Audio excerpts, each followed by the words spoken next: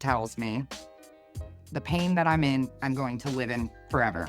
The arthritis is going to progress, and the only hope that I have of being out of pain is amputation. But because I'm so young, he doesn't want to do that. The minute that he mentioned amputation, I almost feel like I blacked out in fear because You are listening to Leave Your Mark with your host, Vince Cortese. Leave your mark. Inspiring the world, one guest at a time. This is Leave Your Mark. I'm Vince Cortese. Today's guest is Desiree Legros. We're excited for her to share her story with you of injury where she was not able to walk and a life-threatening diagnosis of having her foot cut off. Thank you for being my guest today. thank you for having me. Now, we're going to do a little background on you. You're born in Akron, Ohio. So share with me what childhood was like there in Akron, Ohio. Childhood there's not much I remember of it, but what I do remember, it was always chaos. Lots of people, very loud, lots of laughter. And what I remember, I'm working towards getting towards happier memories. Childhood showed me strength. What I'm working towards is seeing the good that I had in childhood. How much fun is it being a little kid? That's what I'm working towards now. Yeah. I had so much time fueling my inner child. People were like, how do you do it? I'm like, I look back at little 5-year-old Desiree and think, what would she do? I have a vision of her in my mind. I see her looking up at me like I'm the coolest chick in the world. Life is a little bit rough there. So you, as self-taught, share with me how life progressed from out of childhood into early adulthood. What was that like? It was a lot. So I started cooking with my dad in the kitchen when I was a little girl. I got taken into foster care. My mom lost custody of us and we went into foster care, and I was there for a couple of years. When I came out of foster care, I went and lived with my dad. And that was where the cooking really started. I had to help raise my 3 younger siblings. Started cooking. My first job was when I was 13 years old. I was a school janitor, and that's where the work ethic came in. The chaos of the industry drew me in because my life was chaos. I was making money. I was fueling my career. I was going to be somebody that nobody in my family was.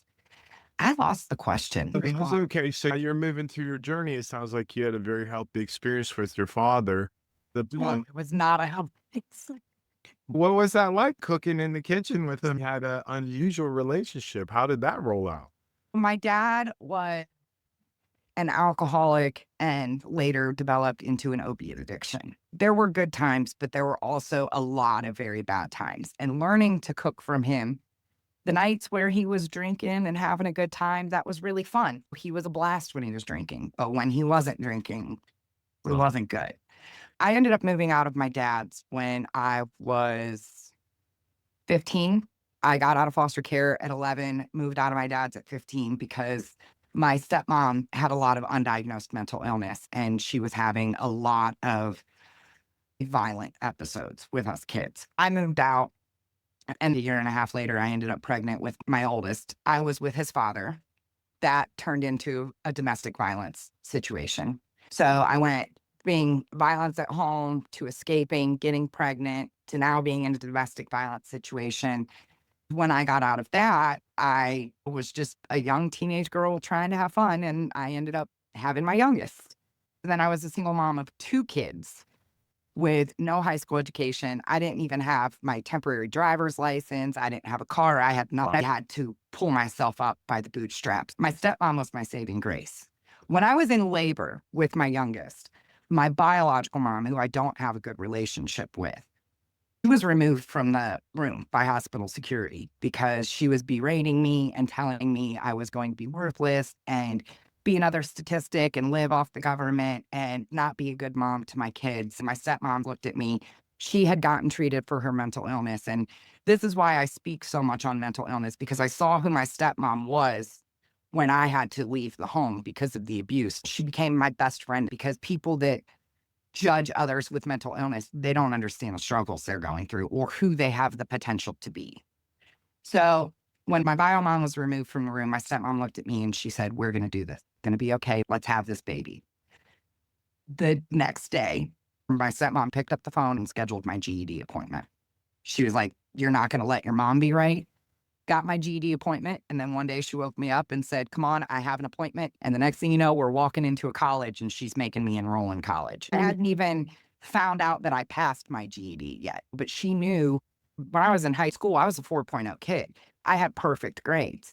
But I think a lot of that was because my home life was so bad that I had to pour something into everything and try to be perfect at something because I thought maybe if I was perfect, my parents could learn to love me.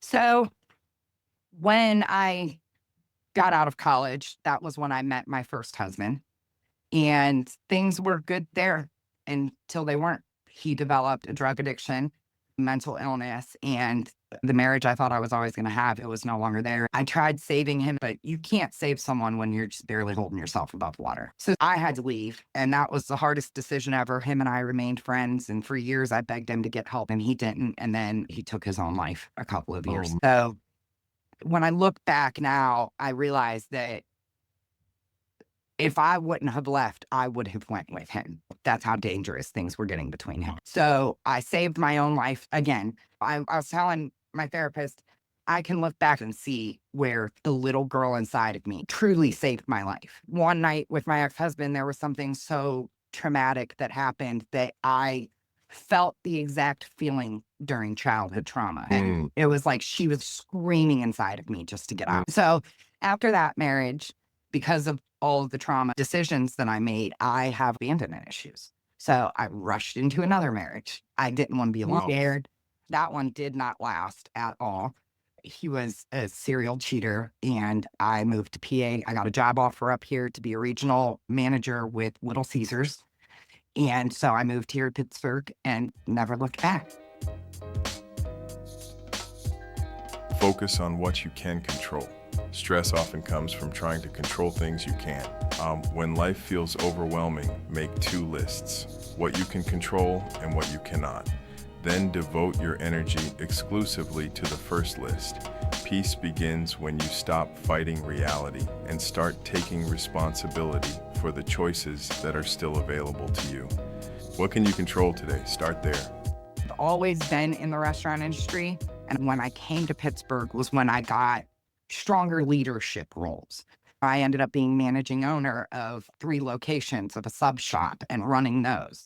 All of the childhood trauma, everything that I went through, I dumped every coping mechanism into work, into partying, and I worked so much that I never had time for my kids. So I would take them out and spend all my money on them to make them see that as my version of love, which is what my biological mom did to me. I behaved like my parents because that's what I was shown. My addiction developed. I'd been a drinker, but when my foot injury happened, here's what happened that left me disabled. November of 2019, I injured my hand at work, my left dominant hand. My tendon got severed. I was planning on leaving that company. Me and my husband were going to open a food truck. So I was already turned in my 60-day notice. My injury happens and I have to have surgery on my hand. Shortly after that, my stepmom passed away. And my dad had already passed away in February of that year. So within 10 months, I lost my dad and my stepmom.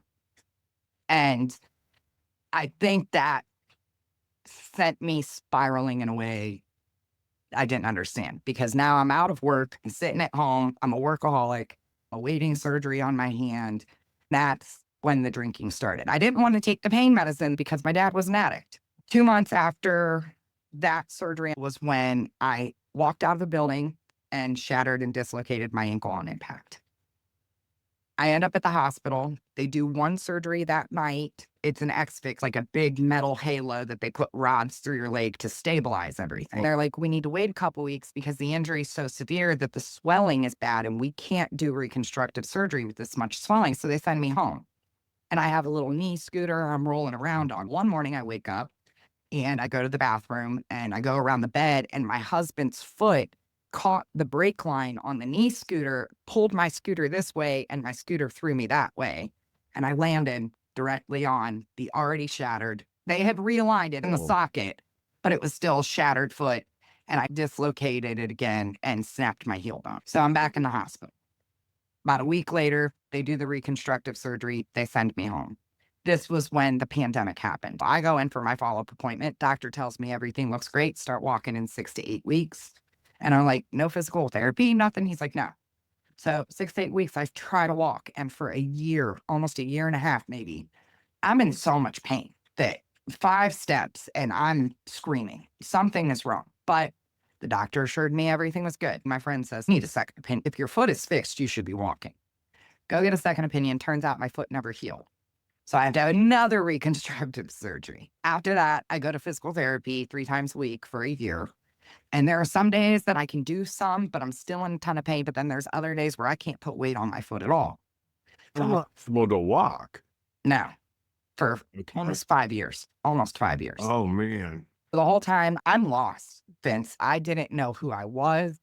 I didn't even grieve my parents at this time. I cried all the time because my mom and dad were gone, but I never grieved them because there was so much going on in here. And I go and I get another opinion. The doctor tells me you cannot put weight on your foot because the whole time my foot was still broken. And that's why I was in so much pain. Now, trying to walk. when was the diagnosis that they were telling you should cut your foot off? That doctor tells me that it's still broken. Take weight off of it. You need to schedule another reconstruction surgery. Okay. So you're on the verge of a 4th operation at this point. No, this is the third. The 3rd one? Yeah. So 2 reconstructions and then the halo surgery. And right before that, I had a surgery on my hand. But in between these surgeries on my foot, I had to have another surgery on my hand because that didn't heal either. Oh, man, you're in the hospital all the time. Yeah. it In was your very- health and Pearl. When did you decide the chaos in your head and what was going on in your life? You had had enough and you were going to do something about it. I think it was April of 2022 that we went to the doctor. It was a year after my final reconstruction surgery, and he had all my PT reports. He knew I was struggling.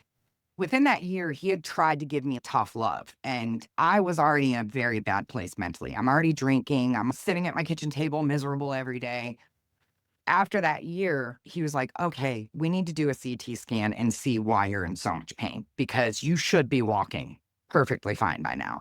So we do the scan, and that's when he sees my foot.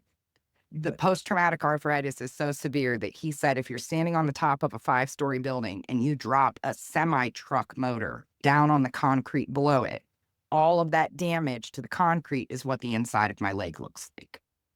He tells me the pain that I'm in, I'm going to live in forever. The arthritis is going to progress, and the only hope that I have of being out of pain is amputation. But because I'm so young, he doesn't want to do that. The minute that he mentioned amputation, I almost feel like I blacked out in fear because I was hysterical. I saw what my mom went through. I saw the struggles. I'll never forget my husband driving us home. He had to pull over because I was hysterical, crying. I said, I'm never going to work again. Everything I love is gone.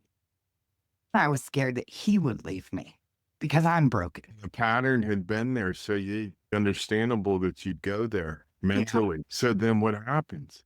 A year goes by and a year and a half, and I'm just drinking because now I'm getting amputated in the future. I'm just going to drink until I can't take the pain anymore. It was July of 2023, and about a week or week and a half went by that the pain was so severe. I couldn't even put my toe on the ground. Could not let anything touch my foot, or I was hysterical. My husband said, now is the time. It's time. We need to call the doctor. We need to get the amputation scheduled. I can't see you like this anymore. So we call a doctor, Dr. DeCarbo at Pittsburgh Foot and Ankle Clinic. He does another scan, comes in the room. He says, I have really good news for you. And then I have bad news. And he said, your foot finally healed. So now I actually have some bones around the plates on my ankle. I have no joint there, but now I have bone. So that's good. It took 2 years for the bone to grow. But the pain, still going to be there. It's healed now, but it's post-traumatic arthritis. I'm like, okay, what do we do for this? Recovery is more mental than physical. Did you know recovery begins in the mind before it shows up in the body? People who maintain hope and purpose during adversity often experience greater persistence and long-term success. Desiree's story demonstrates that physical healing is important, but mental resilience is often what keeps people moving forward when progress feels impossible. Follow Leave Your Mark for more inspiring stories of resilience. How do I handle this pain? He has nothing to give me other than a cortisone shot and a prescription. And I don't want the prescription. So he said, there's no joint down in your ankle. You can come in every 4 months. I'll give you a cortisone shot. And other than that, just manage it with ibuprofen. That was in July. And it probably took about a week or two for things to settle in my head because I'm still dealing with pain, but now we're not getting amputated. I start doing research about arthritis. And all of these things I kept saying were diet, anti-inflammatory diet, cutting out gluten, cutting out milk. And that's not what I wanted to do. But the one part that I kept ignoring was that alcohol was the number one inflammatory in my body. And then the more I kept studying, the more I'd wake up in pain. It was almost like my soul was pulling me towards that decision to give up alcohol. And a friend of mine came over on September 7th, 2023. And we were sitting here talking, and I told her, I think I'm done drinking. And I had opened a White Claw, sitting here drinking a White Claw. And the more we talked about what alcohol has done to us, the worse that White Claw tasted. There's 3/4 of a can, and I got up when she left and I dumped it out. I looked at my husband, I said, I'm done. This time, something stuck. Something in my soul said, this is what we're going to do. So about 2 weeks after I quit drinking was the first time I was able to go in public and walk. I walked across a parking lot, and it took me about 5 minutes to cross 50 feet. This was the first time I was in public without my knee scooter. I had my knee scooter, but I just didn't feel, I wanted to see if I could do something. So I walked across the parking lot. I was going from one nail company to get my nails done to another. They're in the same plaza. And the gentleman at the nail company, he was holding my hand, walking me over. And he was like, are you okay? And I was like, yeah, no, we're going to do it. We're going to get there. It's going to be good. And I made a video after I walked across that parking lot. And I said, I couldn't believe I had just taken, it was painful. I was dripping sweat because I was in so much pain. But I was like, oh my gosh, you guys, I did that. That was the first time I celebrated me in so long, something I did. Those steps and knowing that those 2 weeks without drinking, I'm improving. You changed the course of your life. That was the emphatic direction change for you. Isn't it interesting how when we hit a certain level of pain as humans, we're just like, okay, enough is enough. That actually means something. It's like that there's no more of that going on with me because you realize you're the one making the decision to do that to me. It's just great. So now we're up, you got your life going, you got your mind and your peace of mind back. And so now what happens is what begins to happen. Everything happens. It started off with those walks across the parking lot. And then it went to me walking down my street and then walking back. I would walk down to the end of my street. I would sit in the grass, rest my foot, and walk home. And every time I did something, I documented it. I put it out there for the world to see because my community had already seen me accomplish so much disabled. I was going to cooking competitions and winning grand champion in a mobility scooter. I wanted to share because if I can build a community of 700,000 people from disability, what can I impact from mobility? When I told my husband I wanted to share my journey, I don't think I shared that I got sober until I was a few weeks in, because he's very protective of me. And he's, babe, the internet is a brutal place. If you put this out there and someone says the wrong thing, like you could lose everything you're working for. And I was like, nope, I need to share it. Something told me that I needed to share it. So every time I did something, I documented it, I posted it. And then I got sober in September. I think it was March that I started trauma therapy. That has been one of the most crucial pieces to my success. What do I do after a major setback? Ask a coach. How do I recover after life knocks me down? Separate the event from your identity. A setback is something that happened. It is not who you are. Learn the lesson, adjust your strategy, and keep moving forward. Your future isn't determined by what happened to you. It's determined by what you do next. Remember, your comeback starts with your next What decision. is trauma therapy like? What does that entail?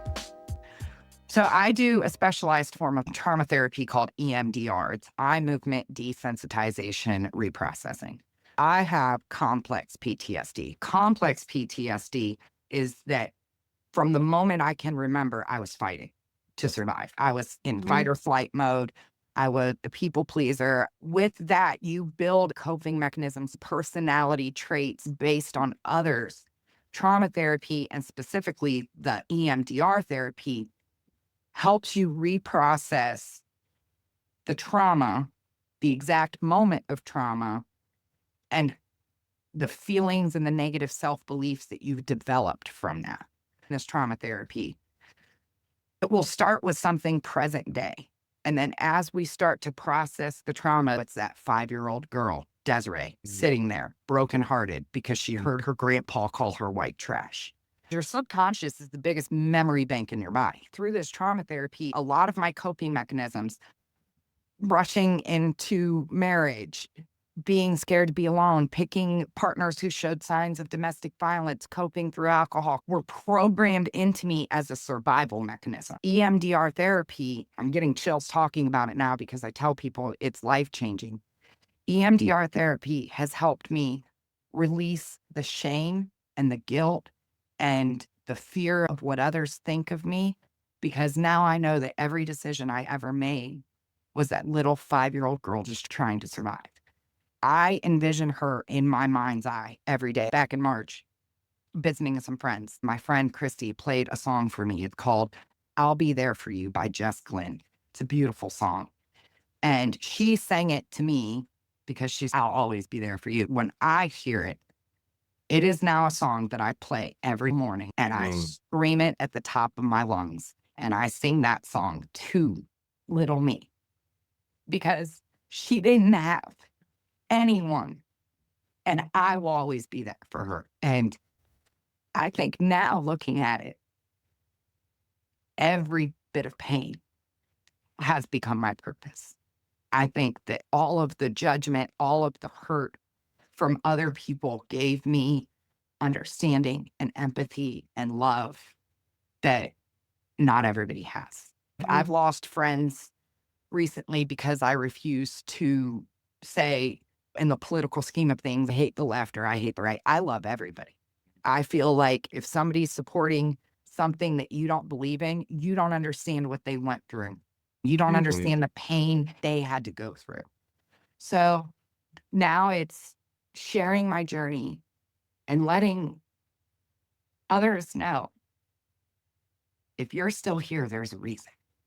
Keep fighting, keep going, because your soul is holding on, because your soul knows what you can be. Your subconscious has controlled you your whole life. My friend calls the brain the world's most annoying roommate, because your brain is wired to protect you.